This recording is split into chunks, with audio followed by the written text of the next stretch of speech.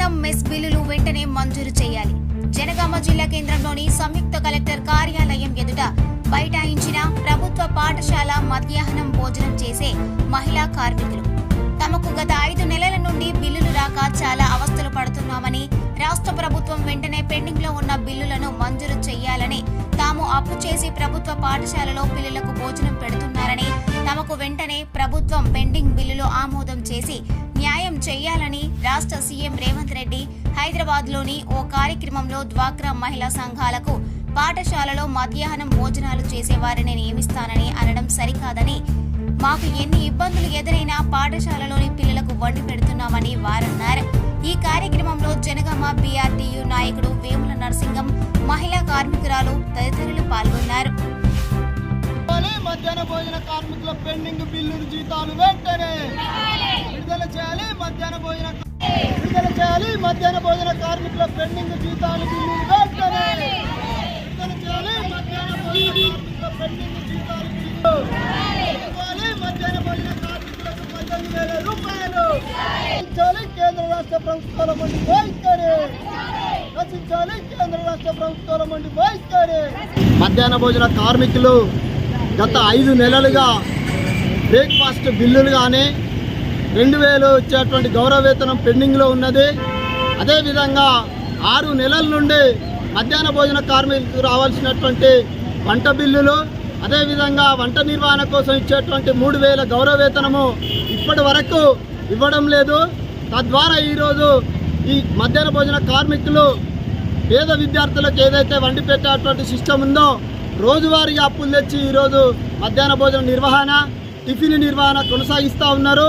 ఈరోజు అప్పుల పాలయ్యేటువంటి పరిస్థితి మధ్యాహ్న భోజన కార్మికులు పడుతూ ఉన్నారు. రోజువారీగా అప్పులు తెచ్చి ఈరోజు మధ్యాహ్న భోజనం టిఫిన్ వండిపెట్టేటువంటి పరిస్థితి లేదు. గతంలో ఉన్నటువంటి ప్రభుత్వంలో ఎంతో కొంత 1-2 నెలలు పెండింగ్ ఉండేటి, కానీ కాంగ్రెస్ గవర్నమెంట్ వచ్చిన తర్వాత 100 రోజులు అయిపోయినా కానీ ఈరోజు కార్మికులకు ఇచ్చేటువంటి వేతనాలు బిల్లులు ఇప్పటి వరకు విడుదల చేయడం లేదు. ఈరోజు మధ్యాహ్న భోజన కార్మికులు అప్పుల పాలై ఆందోళన పడుతూ ఉన్నారు. వారి కుటుంబాల్లో ఈరోజు లొల్లిలేటువంటి పరిస్థితి కనబడతా ఉంది. ఎందుకంటే అప్పులు తెచ్చిన వాళ్ళు ఊకునే పరిస్థితి లేదు.